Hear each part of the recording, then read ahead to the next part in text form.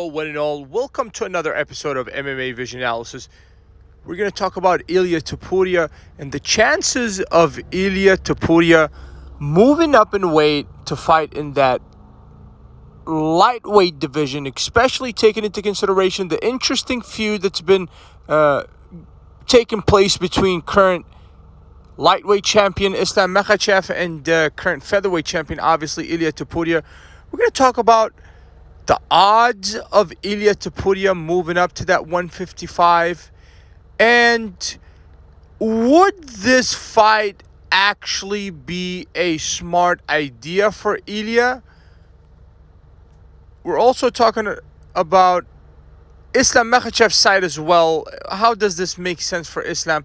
Before getting started, make sure to like, subscribe, click that notification to get all of this that is new, so we can get this channel collectively to 1,000 subscribers ASAP. Interesting back and forth between Topuria and Makhachev. We talked about Makhachev's response to this a few days ago. It's been a few days since this has surfaced.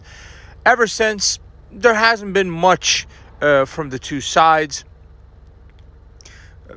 Islam Makhachev just simply dismissed Ilia Topuria and his challenge. But here we're going to talk about Ilia Topuria. It seems like that the guy is truly interested in that Islam fight. He's literally asked to settle this inside of the octagon. And this is a fascinating idea. But I have one question. What does Ilia Topuria bring to the table that Islam hasn't seen before? I mean, how is Ilia Topuria any different from Dustin Poirier? Or how is Ilia Topuria any different from anybody that fights in that lightweight division? And how would this even make sense for Islam Makhachev? He did it twice against Volkanovski. Not sure how that made sense for the division. It did not make sense for either division, in all honesty. As a matter of fact, I think thanks to Volkanovski stepping up in weight, that's why Ilia is champion right now. This is not to discredit the current featherweight champion, but Alexander Volkanovski went into the fight against Ilia Topuria damaged. He went into that fight with little recovery. Personal opinion. And, you know, he did lose the fight. We have a new featherweight champion. But Volkanovski tried it and fell short, especially last time around, the second time, terribly. It went terrible for him.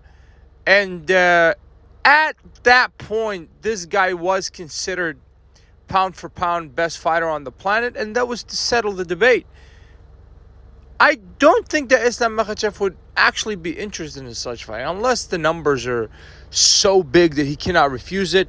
But in all honesty, I don't know what the purpose of that, unless Ilia relinquishes the title at 145 and actually fights at 145, at 155. I believe that's the only way for it to make sense. But he can't be the champion of 145 and challenge for the 155 belt and defend both belts simultaneously.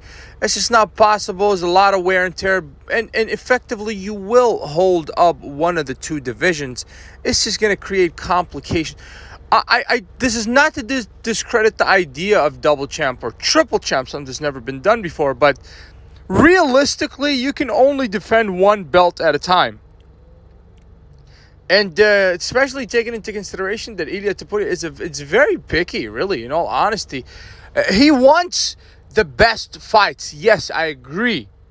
But you're not going to give Ilia Topuria anybody and he's going to say yes. If he's the champion of that 155 division, it's going to be hard finding the guy a fight.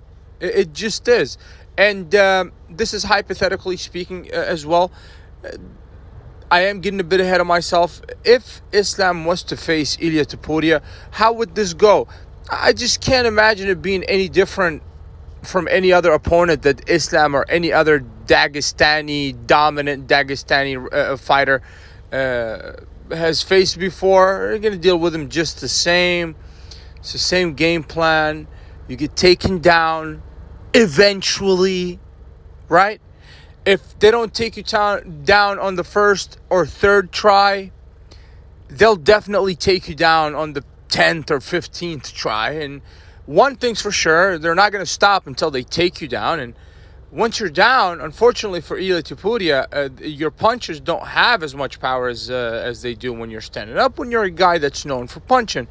Ilia Topuria is not necessarily known for his ground game. So I do understand that the guy is trying to chase all the bigger names in the game. I would be more of, obviously he has Max Holloway to deal with UFC 308. He has to focus on that. Max Holloway seems like has a point to prove to Ilia Topuria, especially, and this was confirmed. We spoke about it, and it was confirmed by Daniel Cormier. He felt the same thing that I felt, or was it Chelsea? I'm not sure if they both talked about it. I feel like the nice Max Holloway is provoked by Ilia Topuria in his comments. And, when you're poking the bear, sort of say, expect a response. And, Max Holloway finishes people without him even being mad at them. I mean, so I couldn't even imagine when he has a point to prove to Ilia Topuria. So I suggest, Ilia, don't get ahead of yourself. Focus on UFC 308. After that fight, okay, we can chase super fights. Maybe you can chase a possible Conor McGregor fight at the Santiago Bernabeu. You want a lightweight. Heck, you even want to fight at 170. Do it against Conor McGregor at that weight limit at the Santiago Bernabeu. And that would sell more pay-per-views than anything. What I love about this game is that there are so many options. So many options. Right? You can put so many different guys together or gals together, and it would make sense. I would not be opposed to seeing Ilia Topuria against Volkanovski for the rematch. Obviously, he's facing Max Holloway. I would not be opposed to seeing Ilia Topuria necessarily going up in weight to face champion of division Islam Makhachev. I would not be opposed to seeing Ilia Topuria face Conor McGregor, and so on. There are so many different names. Diego Lopez, a guy in which he praised. And I think now those Diego Lopez praises kind of show their true value, because the guy does not compliment fighters, especially fighters that fight in his weight class. And he complimented Diego Lopez. I think it says a lot about the latter. Also, I think that fight, if Ilia Topuria is champion of division in the sometime 2025, Diego Lopez is coming for this title. So who knows what will happen in this featherweight division. But for Ilia Topuria, I suggest that you focus on your deep division, the 145 division. And, if you happen to lose that belt, then okay, we can talk about you moving to 155. But it's just, I just don't think that Islam Makhachev would be interested in such fight. It would have to be such a big number. And it would have to make so much more sense. I do understand that this could actually make sense in terms of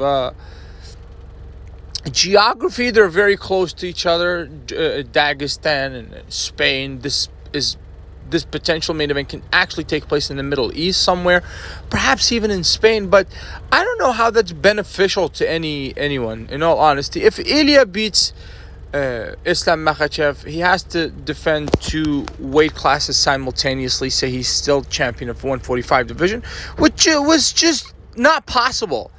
And if Islam was to lose, then you just defeated the 145 champion, and what? Then Ilia Topuria goes back down there and gets Volkanovski'd.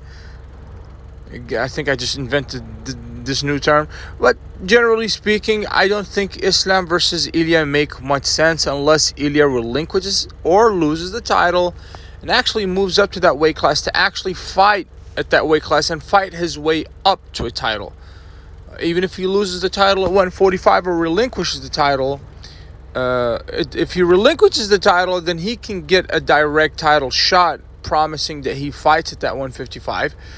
But if he loses the title, he will have to fight his way up to a title shot, which I'm not trying to doubt Topuria and his abilities here. That is not what I'm doing. Just saying we have to focus on one division at a time.